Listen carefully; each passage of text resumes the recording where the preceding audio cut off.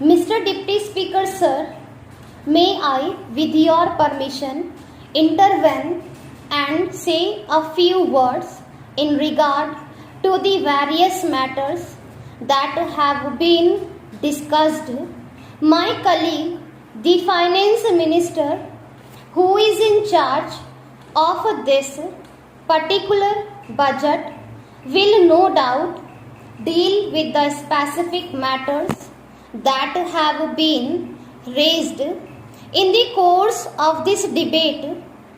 I need hardly remind the House of the fact that although this budget is the individual responsibility of the Finance Minister, it is also the responsibility of the entire government, and as Prime Minister, I am entirely responsible for it, as well as any other member of the government. This budget was placed before the House after the usual consideration by the government, and the latter is completely committed to it. That does not mean that we are not willing to consider any new proposals.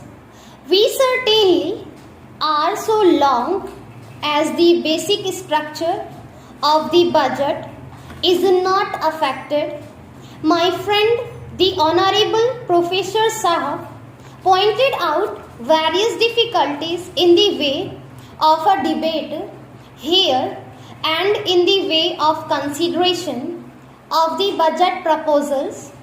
He pointed out how little could be done in the allotted time.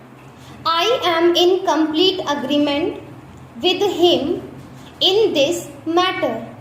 If there are any practical proposals which would enable us to give more time for the consideration of these problems, either formally or informally, I am quite sure that the Finance Minister will gladly consider them.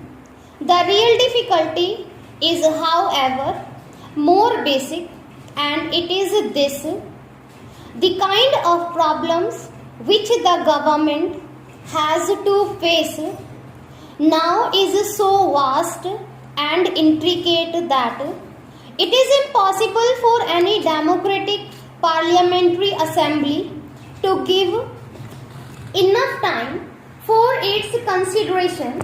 It is just a question of time. This is not a new difficulty. I remember that long debates on this subject took place in a country like the United Kingdom, where they found that they could not get along with what is really the 19th century procedure. In this 20th century of the continuous crisis, social problems and international problems, so even parliamentary procedure in the United Kingdom has gradually changed, and many matters are left more to the committees than to the House itself. Usually, a principle is decided by the House and its working out is left to committee. The House cannot find time to consider everything. That is a difficulty inherent in the situation. If we can find a remedy for it, it will not only be good for us, but maybe we will be setting an example for other democratically inclined countries who are seeking such remedies.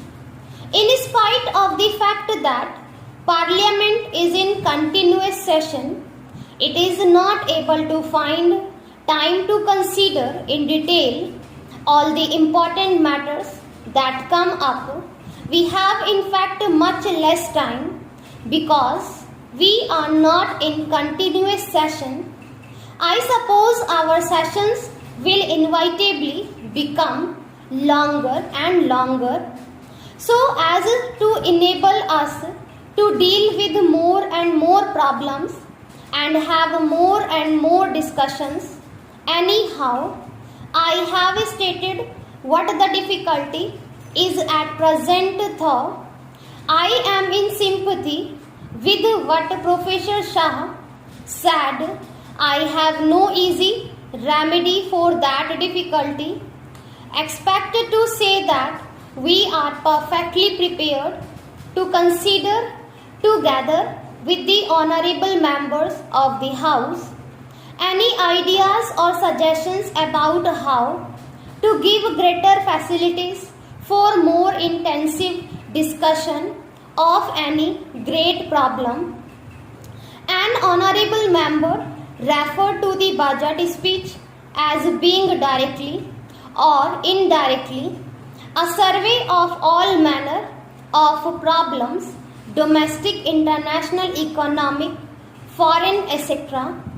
The House can hardly expect the Finance Minister's budget speech to be a survey of all these tremendous problems, although they have no doubt some bearing on the budget.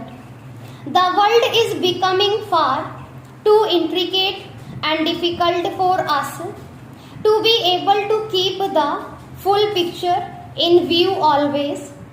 As I listened to the honorable member who spoke just now, I was wondering whether we had the larger picture in mind or were getting lost in few minor secondary matters.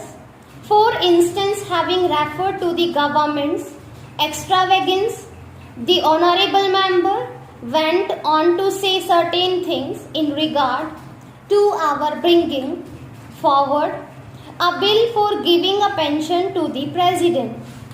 That signified to me an approach which I would call 100% wrong.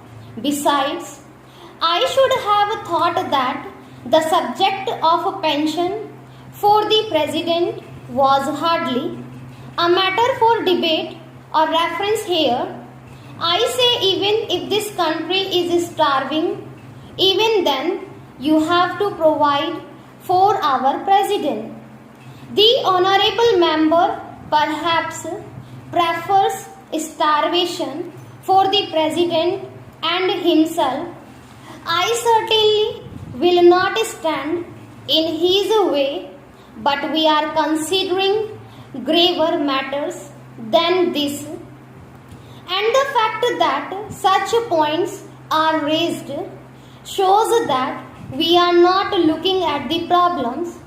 We do not seem to be thinking of the vast problems that we are faced with and have to wrestle with the vast problems of the country's economy in relation to the world's economy.